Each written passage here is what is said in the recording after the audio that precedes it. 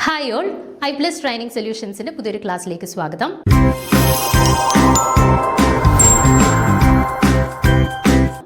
നമുക്ക് പൊതുവേ കോമ്പറ്റേറ്റീവ് എക്സാംസിനൊക്കെ സ്ഥിരമായിട്ട് ചോദ്യം വരുന്ന ഒരു ചെറിയൊരു കൺസെപ്റ്റ് നമുക്ക് പരിചയപ്പെടാം. എന്നിട്ട് ആ ഒരു കൺസെപ്റ്റുമായിട്ട് റിലേറ്റ് ചെയ്തിട്ട് ഒരു ചോദ്യം കൂടി നമുക്കൊന്ന് ചെയ്ത് നോക്കാം. ഓക്കെ, അപ്പം വൈബ്രേഷണൽ ഡിഗ്രീസ് ഓഫ് ഫ്രീഡം നമ്മുടെ സ്പെക്ട്രോസ്കോപ്പി ആയിട്ട് റിലേറ്റ് ചെയ്തിട്ടുള്ള ചെറിയൊരു കൺസെപ്റ്റാണ് വൈബ്രേഷണൽ ഡിഗ്രീസ് ഓഫ് ഫ്രീഡം. ഈ ഒരു കൺസെപ്റ്റുമായിട്ട് റിലേറ്റ് ചെയ്ത് മിക്ക കോമ്പറ്റേറ്റീവ് എക്സാംസിനും ചോദ്യം വരുന്നതാണ്. ഓക്കെ, അപ്പം വളരെ കുറച്ച് കാര്യങ്ങൾ, ഒരു ചെറിയ ഒരു 5-6 പോയിന്റ്സ്, ഇക്വേഷൻസ് നിങ്ങളൊന്ന് പഠിച്ചിരുന്നാൽ ഇതുമായിട്ട് റിലേറ്റ് ചെയ്തിട്ട് എന്ത് ചോദ്യങ്ങൾ വന്നാലും നമുക്ക് ആൻസർ ചെയ്യാനായിട്ട് പറ്റും. അപ്പം നമുക്ക് നോക്കാം എന്താണ് വൈബ്രേഷണൽ ഡിഗ്രീസ് ഓഫ് ഫ്രീഡം എന്ന്. Okay, A molecule contains n atomic nuclei, there are 3n degrees of freedom. നമ്മൾ ഒരു മോളിക്യൂൾ കൺസിഡർ ചെയ്യുന്നു. ആ മോളിക്യൂളിനകത്ത് n നമ്പർ ഓഫ് ആറ്റംസ് ഉണ്ട് എന്ന് കരുതുക.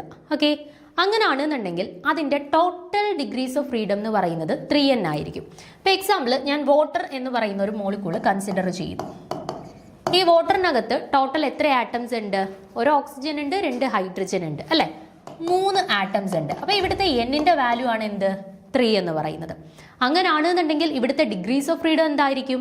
Total degrees of freedom 3n ആണ്.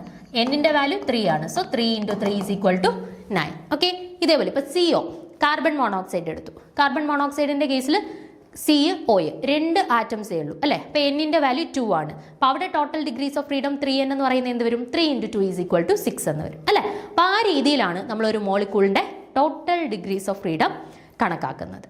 Okay, the center of gravity of the molecule has 3 independent translational degrees of freedom.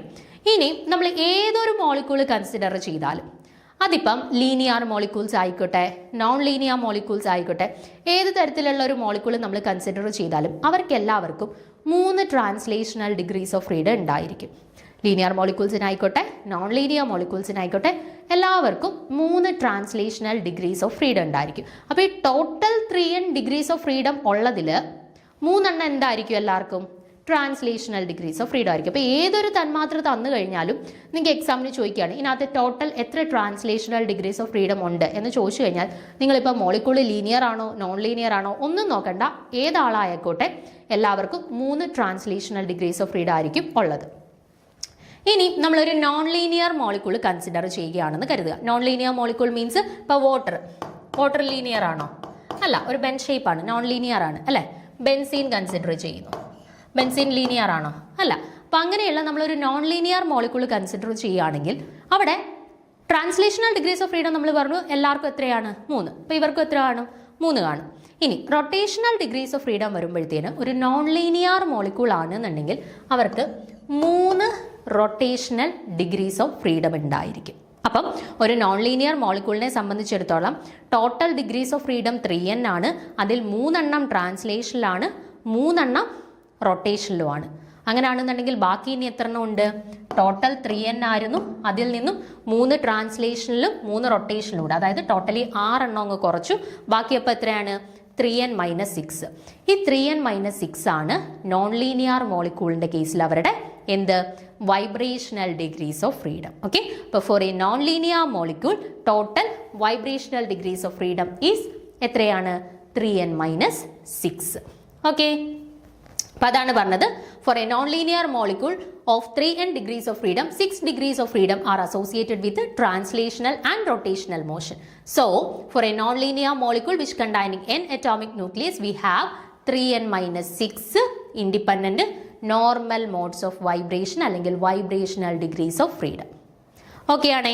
ഇനി നമ്മൾ നേരെ ഒരു ലീനിയർ മോളിക്യൂളിൻ്റെ കേസിലോട്ട് വരികയാണ്. എക്സാമ്പിളായിട്ട് നമുക്ക് CO2 നോക്കാം. ഓക്കെ, CO2ൻ്റെ കേസിൽ അവർക്ക് ലീനിയർ ഷേപ്പ് അല്ലേ വരുന്നത്? ഓക്കെ, അപ്പോൾ CO2 പോലെയുള്ള ലീനിയർ മോളിക്യൂൾസ് എടുക്കുകയാണെന്നുണ്ടെങ്കിൽ അവരുടെ കേസിലും അവരുടെ ടോട്ടൽ ഡിഗ്രീസ് ഓഫ് ഫ്രീഡം എത്ര തന്നെയായിരിക്കും? 3n ആയിരിക്കും. അവരുടെ കേസിലും ട്രാൻസ്ലേഷണൽ ഡിഗ്രീസ് ഓഫ് ഫ്രീഡം എത്ര തന്നെയായിരിക്കും? 3 തന്നെയായിരിക്കും. പക്ഷേ റൊട്ടേഷണൽ ഡിഗ്രീസ് ഓഫ് ഫ്രീഡത്തിൽ വ്യത്യാസമുണ്ട്. ലീനിയർ മോളിക്യൂൾ ആണെന്നുണ്ടെങ്കിൽ അവിടുത്തെ റൊട്ടേഷണൽ ഡിഗ്രീസ് ഓഫ് ഫ്രീഡത്തിൻ്റെ എണ്ണം 2 ആയിരിക്കും. അപ്പം 3 ട്രാൻസ്ലേഷനിലും 2 റൊട്ടേഷനിലും ടോട്ടൽ എത്ര ആയി? 5 എണ്ണമായി. അപ്പോൾ ബാക്കി ഇനി എത്ര ഉണ്ടെന്ന് കാണാനായിട്ട് എന്ത് ചെയ്താൽ മതി? 3nൽ നിന്നും 5 കുറയ്ക്കണം. ആ ബാക്കിയുള്ളതായിരിക്കും ഇവരുടെ കേസിൽ വൈബ്രേഷണൽ ഡിഗ്രീസ് ഓഫ് ഫ്രീഡം അല്ലെങ്കിൽ നോർമൽ മോഡ്സ് ഓഫ് വൈബ്രേഷൻ എന്ന് പറയും. ഓക്കെ, അപ്പോൾ ഒരു ലീനിയർ മോളിക്യൂളിനെ സംബന്ധിച്ചിടത്തോളം അവരുടെ വൈബ്രേഷണൽ ഡിഗ്രീസ് ഓഫ് മോഷൻ അല്ലെങ്കിൽ നോർമൽ മോഡ്സ് ഓഫ് വൈബ്രേഷൻ എന്ന് പറയുന്നത് എത്രയാണെന്ന് കിട്ടി? 3n - 5 ആണെന്ന് കിട്ടി. ഓക്കെ, അപ്പോൾ നോക്കിക്കേ നിങ്ങൾ. Thus, a linear n atomic molecule has 3n - 5 internal degrees of freedom which corresponding to 3n - 5 independent normal modes of vibration അല്ലെന്നുണ്ടെങ്കിൽ vibrational degrees of freedom. Okay, അപ്പോൾ നോക്കിക്കേ, ഒരു നോൺ ലീനിയർ മോളിക്യൂൾ ആണ് എന്നുണ്ടെങ്കിൽ അവരുടെ കേസിൽ 3n - 6 ഫണ്ടമെന്റൽ വൈബ്രേഷൻസ് അല്ലെങ്കിൽ vibrational degrees of freedom ഉണ്ടായിരിക്കും. അതുപോലെ ലീനിയർ മോളിക്യൂൾ ആണ് എന്നുണ്ടെങ്കിൽ അവരുടെ കേസിൽ 3n - 5 ഫണ്ടമെന്റൽ വൈബ്രേഷൻസ് അല്ലെങ്കിൽ വൈബ്രേഷണൽ മോഡ്സ് ഓഫ് ഫ്രീഡം അല്ലെന്നുണ്ടെങ്കിൽ വൈബ്രേഷണൽ ഡിഗ്രീസ് ഓഫ് ഫ്രീഡം ഉണ്ടായിരിക്കും എന്ന് പറയാം. ഓക്കെ, ഇനി ഈ വൈബ്രേഷൻസിൽ തന്നെ നിങ്ങൾ പഠിച്ചിട്ടുണ്ട്, വൈബ്രേഷൻസ് തന്നെ 2 തരത്തിലുള്ള വൈബ്രേഷൻസ് ഉണ്ട് അല്ലേ? എന്തൊക്കെയാണ്? സ്ട്രെച്ചിങ് വൈബ്രേഷൻസും ഉണ്ട്, ബെൻഡിങ് വൈബ്രേഷൻസും ഉണ്ട്. ഓക്കെ, സ്ട്രെച്ചിങ് വൈബ്രേഷൻസും ഉണ്ട്, ബെൻഡിങ് വൈബ്രേഷൻസും ഉണ്ട്. ഓക്കെ, അപ്പോൾ നമുക്ക് ചിലപ്പോൾ ചോദ്യം വരാം, വൈബ്രേഷൻസ് കണ്ടുപിടിക്കാനായിരിക്കത്തില്ല ചിലപ്പോൾ ചോദ്യത്തിൽ വരിക, സ്ട്രെച്ചിങ് വൈബ്രേഷൻസിൻ്റെ എണ്ണം അല്ലെങ്കിൽ ബെൻഡിങ് വൈബ്രേഷൻസിൻ്റെ എണ്ണം കണക്കാക്കാനായിട്ട് ചിലപ്പോൾ ചോദ്യം വന്നേക്കാം. അപ്പം നിങ്ങൾ യൂസ് ചെയ്യേണ്ട ഇക്വേഷൻസ് ആണ് ഇനി പറയുന്നത്. സ്ട്രെച്ചിങ് വൈബ്രേഷൻസ് കണക്കാക്കാനാണ് ചോദ്യമെങ്കിൽ അത് ലീനിയർ മോളിക്യൂൾ ആയിക്കോട്ടെ നോൺ ലീനിയർ മോളിക്യൂൾ ആയിക്കോട്ടെ n - 1 എന്ന് പറയുന്ന ഇക്വേഷൻ ആണ് യൂസ് ചെയ്യേണ്ടത്. n എന്ന് പറയുന്നത് total number of atoms, CO2 ആണെന്നുണ്ടെങ്കിൽ 3, ബെൻസീൻ ആണെന്നുണ്ടെങ്കിൽ 12, H2 ആണെന്നുണ്ടെങ്കിൽ 3, അങ്ങനെ കേട്ടോ. അപ്പോൾ സ്ട്രെച്ചിങ് വൈബ്രേഷൻസ് കണക്കാക്കാനായിട്ടുള്ള ഇക്വേഷൻ ആണ് n - 1.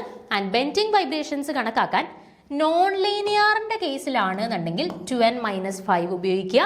ആൻഡ് ലീനിയറിൻ്റെ കേസിലാണ് എന്നുണ്ടെങ്കിൽ 2n - 4 ഉപയോഗിക്കുക കേട്ടോ. നോൺ ലീനിയർ ആണെന്നുണ്ടെങ്കിൽ 2n - 5, ലീനിയർ ആണെന്നുണ്ടെങ്കിൽ 2n - 4.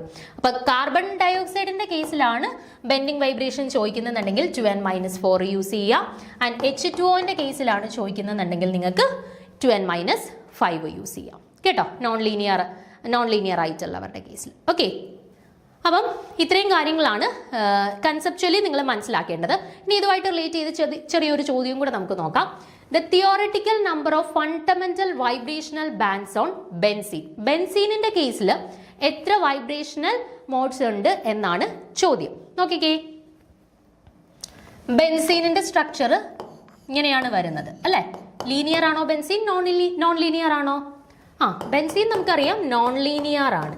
അപ്പം നോൺ ലീനിയർ ആണ് എന്നുണ്ടെങ്കിൽ അവരുടെ വൈബ്രേഷണൽ മോഡ്സ് കണക്കാക്കാനായിട്ടുള്ള ഇക്വേഷൻ എന്താണ്? 3n - 6 ആണ്. ഓക്കെ, ഇവിടുത്തെ n എത്രയാണ്? C6H6 എന്നാണ് ഫോർമുല, അതായത് 12 ആണ് അല്ലേ? അപ്പൊ 3 × 12 - 6 എത്ര വരും? 12 × 3 36 - 6 വിച്ച് ഈസ് ഈക്വൽ ടു 30 എന്ന് കിട്ടി. ഓക്കെ, സോ ബെൻസീനിന്റെ കേസിൽ ഫണ്ടമെന്റൽ വൈബ്രേഷണൽ ബാൻഡ്സ് എന്ന് പറയുന്നത് എത്രയാണെന്ന് കിട്ടി നമുക്ക്? 30. അപ്പോൾ ഈ രീതിയിലുള്ള ചോദ്യങ്ങളായിരിക്കും നമുക്ക് വൈബ്രേഷണൽ ഡിഗ്രീസ് ഓഫ് ഫ്രീഡം ആയിട്ട് റിലേറ്റ് ചെയ്ത് ചോദിക്കുക. ഈ കൺസെപ്റ്റ് നിങ്ങൾ കൃത്യമായിട്ട് പഠിച്ചു വെക്കുകയാണെന്നുണ്ടെങ്കിൽ ഈ ഒരു പാറ്റേണിലുള്ള ഏത് ചോദ്യം വന്നാലും നിങ്ങൾക്ക് ആൻസർ ചെയ്യാനായിട്ട് പറ്റും. Thank you.